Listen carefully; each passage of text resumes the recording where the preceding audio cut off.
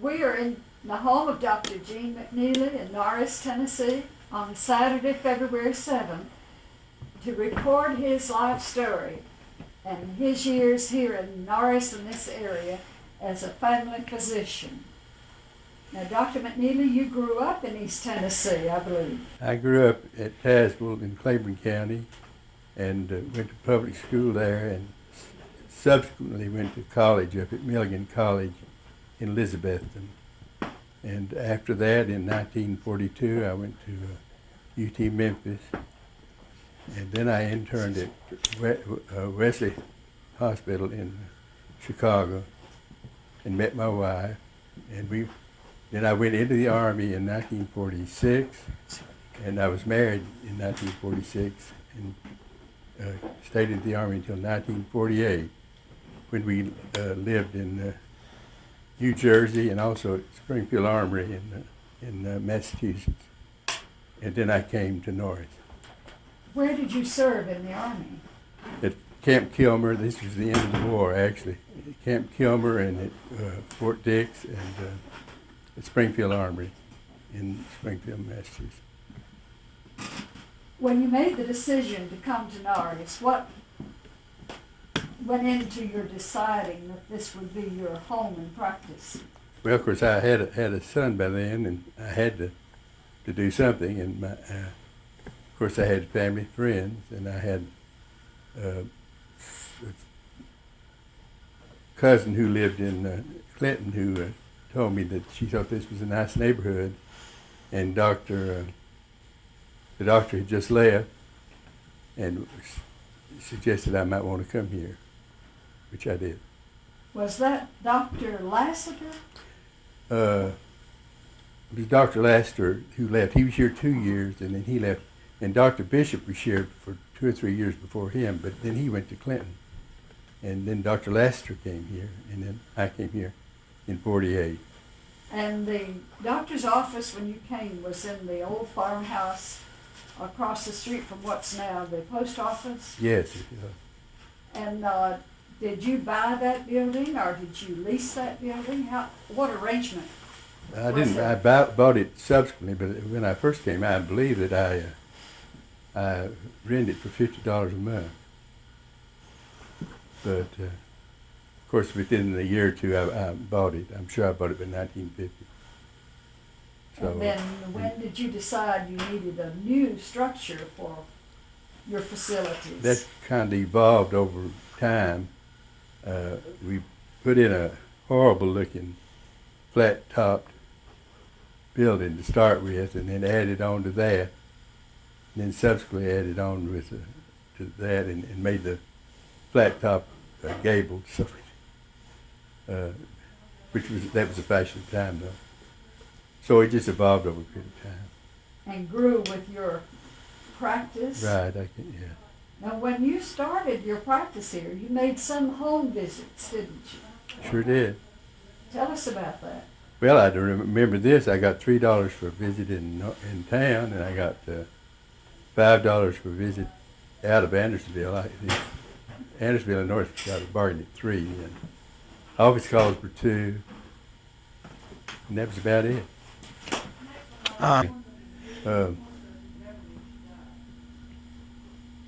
What sticks in your mind most about those early years of office hours and home visits? Well, of course, what I remember doing, I used to make a lot of home deliveries, both at home and in the hospital. And I've sat out on these ridges a lot of nights and listened to whippoorwills yell or scream or whatever you call it. And I had also have delivered, used to deliver babies at St. Mary's, which meant losing a lot of time out of the office, but people finally expected to do that, so it never was a big confrontation about leaving with somebody there. So those things stick out in my mind, of course. Of course, I made a lot of house calls. I made house calls up around Big Ridge Park and beyond, and up towards Lake City, and although they had a couple of doctors in Lake City then. And towards Hall's Crossroads, actually early on there was not any doctor except maybe there was one doctor at Hall's, and there was none other than that. And there wasn't a doctor at Maynardville either, so that was pretty much part of my territory. Your territory covered about how many miles then? Oh, I have no idea. From Maynardville to Lake City at least. So. I have a question. How old were you? Here's my question. How old were you when you came to Norris? And what did it feel like? I mean, coming into this community, you were the sole doctor, right? Well, let's see. I was 25.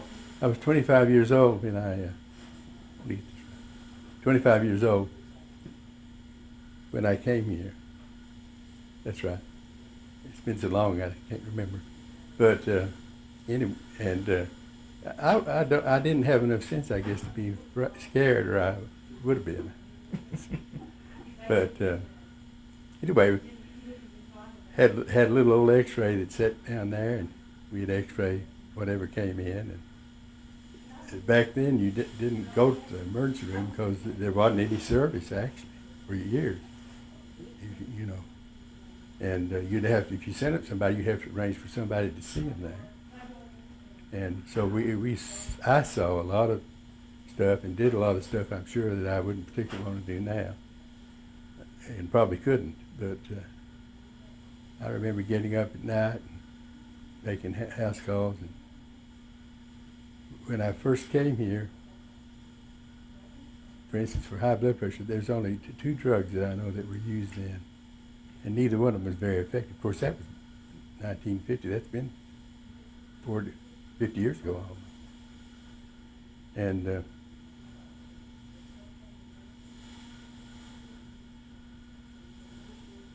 You've seen many changes then in the treatment. I certainly have. In fact, I was just thinking when I first came here, the only antibiotics that were usable was penicillin, and it had to be given every 3 hours, or it was made in a mixture in oil, and you could give it once a day, which of course that's all pretty much gone now, since they have all these other. Tell me, Dr. McNeeley, in those first years, at that beginning, what was a typical day like for a country doctor like yourself? Well, I always got up early, and if I had to make a house call, I'd make a house call or two, usually in town. But then I don't recall making so many house calls in the morning. Then I'd go to the office, and I'd work from probably 7:38 till noon, and then I'd have lunch, usually. And then I'd wind up in the office usually about 5 o'clock. I'd come home and have supper. And then I don't know that I usually, but I can remember having 8 and 10, 12 house calls to make a night. That's back when people didn't have transportation and didn't have cars. It was, there were a lot of people who didn't have a car and either had a ride to work or worked on the farm or on their own place.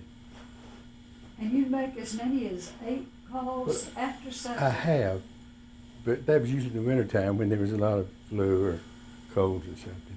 There were a lot of times I wouldn't not make any, or make 2 or 3 or whatever. What would you say that, on a typical or average day, how many patients would you see? Well, early on, excuse me, early on I would maybe see 20, 30, and then I've seen 60, 70, 75 in a day. Now, when you opened your practice, did you do it alone, or did you have a nurse even from the first days? Right near from the first day, I had Miss Jessie Huff, who lived down here at Glen Alpin. Her father had a big farm down there, Mr. Williams, and her husband had died. He was a doctor, and he died untimely, and she came to work for me soon after he died. And then after that, we've had a succession of people.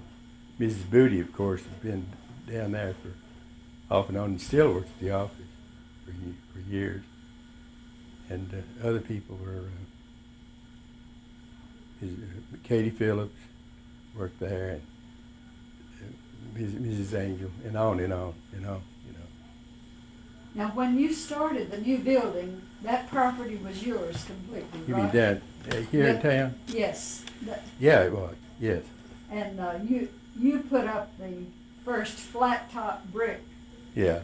Yes. permanent part of that building. Yes, I did, and then subsequently, Methodist Medical Center secured the title over a period of time, and they they put up the last of it, or helped put up the last of it, and then of course subsequently we moved out of town because there was just not room there anymore for a big facility.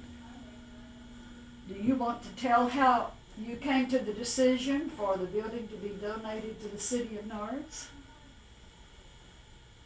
Well, I had no use for it, and really, I thought that was a good thing.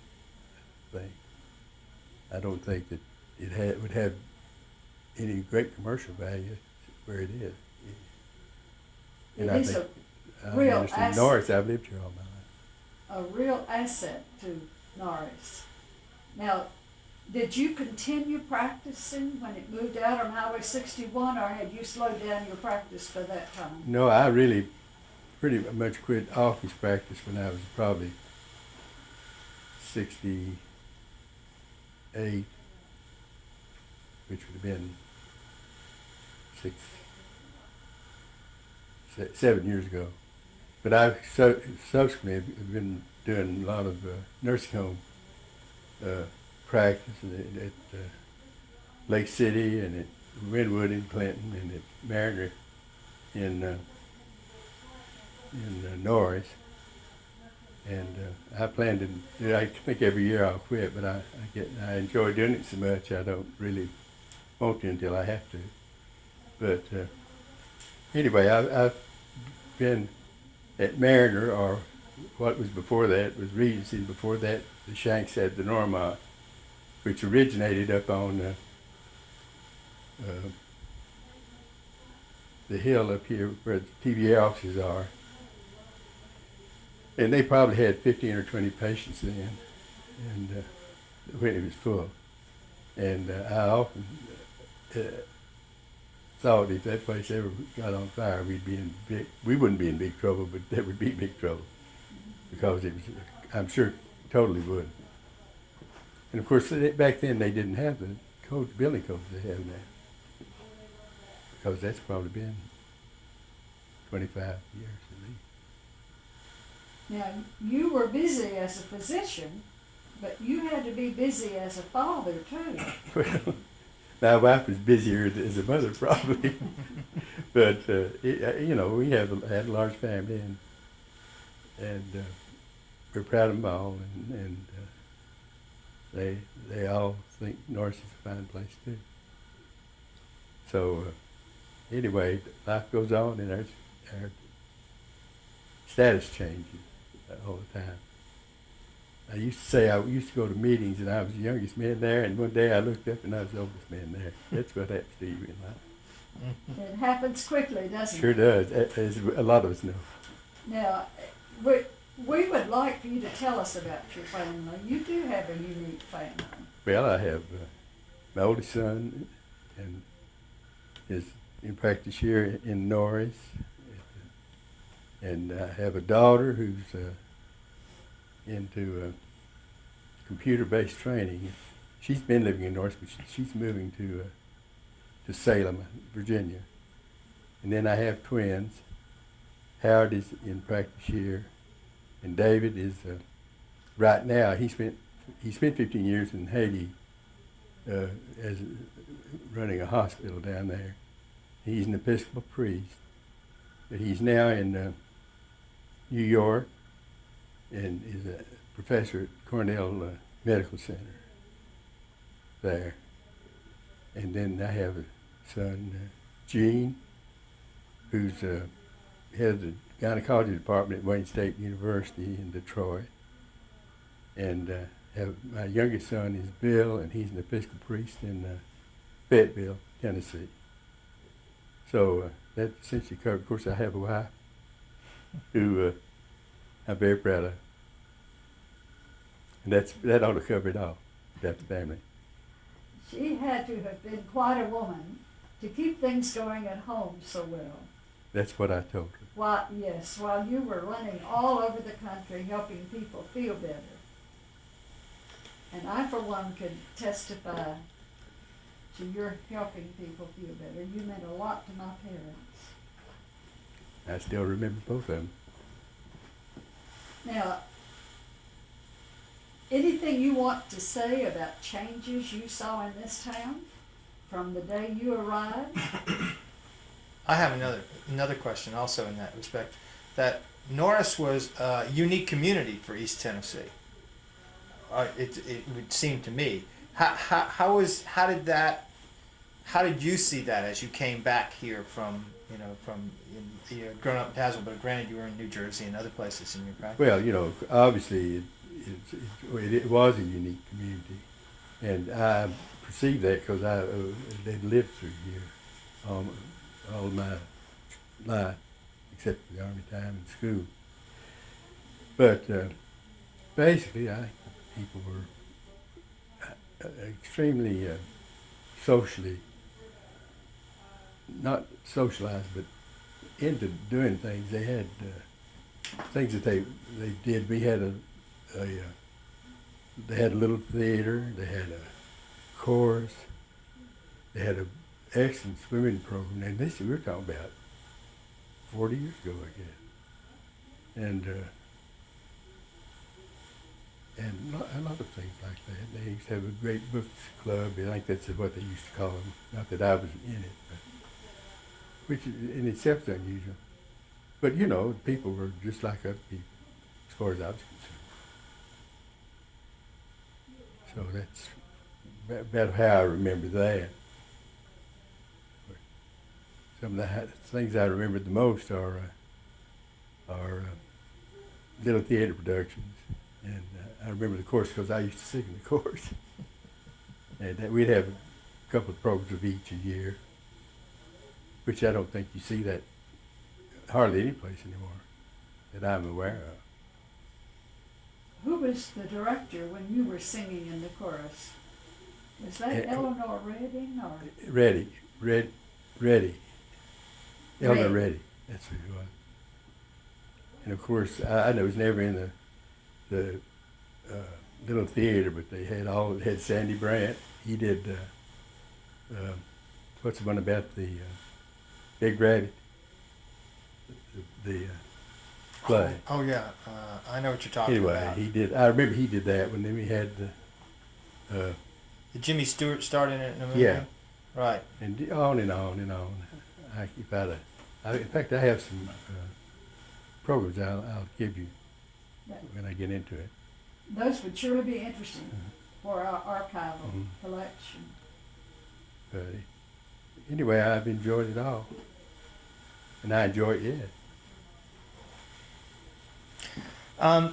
Were there, over the 50 years you practiced here, was there any, did we have any epidemics? Were there any ebbs and flows in childhood diseases or anything else that you saw that put any particular pressure on you and your staff at times? Well, the main thing as far as the flow would be the flu, which I can remember we'd have it maybe every 2 or 3 years, or 3 or 4 years, and the patient load would jump tremendously. Of course, basically you can't do much about it, but nevertheless people want to go to the doctor. They feel like they'll be better off, and I hope they were. Mm-hmm. As far as the ebbs, the two things that have ebbed that I remember most are the instance of acute nephritis and rheumatic fever, which basically are related to streptococcus infection.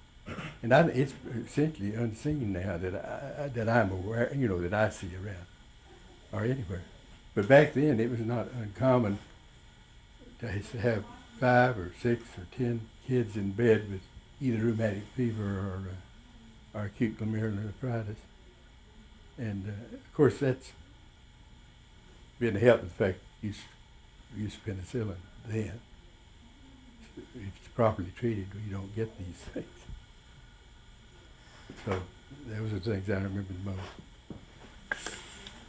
Could you talk a little bit about or comment on how, in your estimation, the practice of medicine has evolved from the days when you first came here, and not, also, the role of the physician in the community, the whole process of our society as it goes on, whether it's the insurance companies, the advancement in medicine, and so forth and so on. We've gone through an evolutionary process in medicine. Yes, in fact, I remember when Medicare was first around. Excuse me. Okay. But, and then it evolved into Medicaid, in addition to Medicare. And now it's into managed care, which affects probably most everybody now. And I think the whole thing is that the bureaucracy of medicine is so bad now. I think you're taking up more in the bureaucratic things rather than what you can do for people, and they think that improves medicine. Well, I happen to think that it doesn't, but of course I'm one person thinking that. But anyway, I think we might as well realize that we don't wag the dog anymore, and so we will have to adapt to that, because that's the way it's going to be. You can cry and kick and all that. I don't think we really have any control over what's going to happen, because we've been taken over by the bureaucratic system. And would you say that's the insurance companies, that sort of thing, or that, and I think the government, Uh-huh. as you know, they determine what you're going to do. They determine if you, for instance, in a nursing home, if they take a telephone order, you're supposed to have a doctor sign it in 2 days. Well, how impractical can you be? You can't get everything. So what ends up is essentially you circumvent it some way or the other. But that's just a little thing. But I think everything is controlled now by somebody else. Mm-hmm. Well, what about the advancements in medicine? Well, they're tremendous. Like I say, the fact that rheumatic fever and nephritis are essentially eliminated, and then the surgeries. Who would have thought you could have your arteries opened up, or your aneurysm removed before you died, or that you could have a cataract operation and not end up with great big eyes and great big glasses, and have to lay your head still for 7 days, or have a baby and get out the next day. Those are all really great innovation, and hopefully there'll be more. 2 of your sons are Episcopal ministers, priests. Yes. And you all have been active in the Episcopal Church here in Norris your entire life. Could you talk a little bit about that, the church and the McNeeley relationship with it, and your personal experience and feelings about it? Well, of course, we've been a member of the St. Francis Church ever since we were here. And in fact, we were here before St. Francis Church, which I think is supposed to have its 50th anniversary sometime next year or the next. And of course, I think that I'm not extremely religious, but I feel that we all need religion.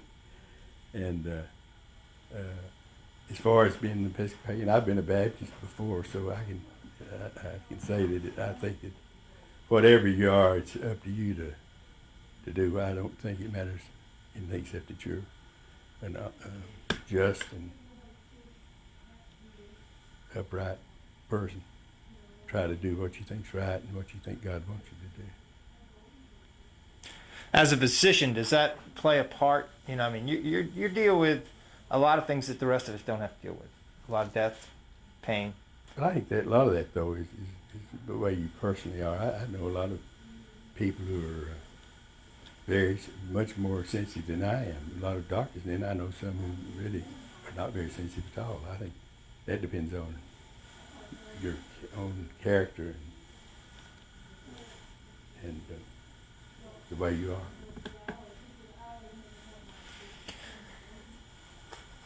Another area. Are there any events that have taken place in the city of Norris over your tenure here? Whether it be a 4th of July event, the new development in the expansion of the town away from the original little village or so forth like that stand out in your mind as milestones. I'll tell you the two things that stand out to me, which don't necessarily go into what you're asking me. One of the main things I remember is when the community building burned, and that kind of blew my mind, and I still remember it. The other thing was that I remember was two untimely deaths. A little girl that her father felled this tree, and it fell on her, and she died. And then this young kid had made him a zip gun and shot it, and it blew back in his face and killed him. Those things I'll always remember, because they happened, maybe 30 years ago. Mm-hmm. And of course, as far as the town,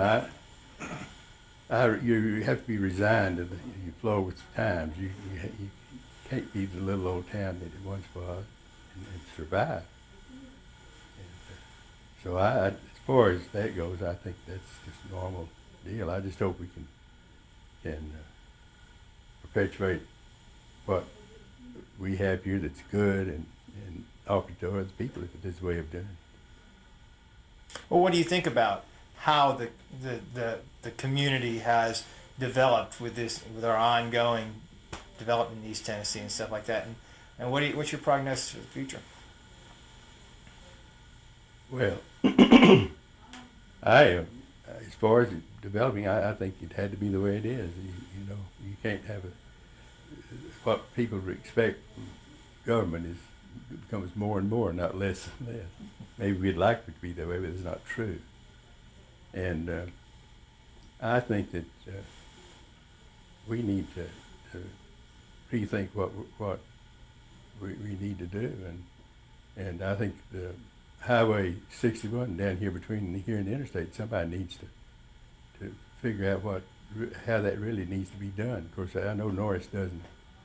That isn't Norris, but it's basically this whole end of the county is Norris when you come down to what happened. Even Andersonville. And so I think if we just have a better sense of community, I don't care whether they live in Norris or Andersonville. I've always had as many friends in one place as another. And I think they're just as interested in having a pleasant life as I am. And after all, if Andersonville gets its sewer line, that's going to help us. It's just what happens. One thing helps the other. So that's basically what I think about the future in that respect. Very good. We're about out of tape on this. I talked too much.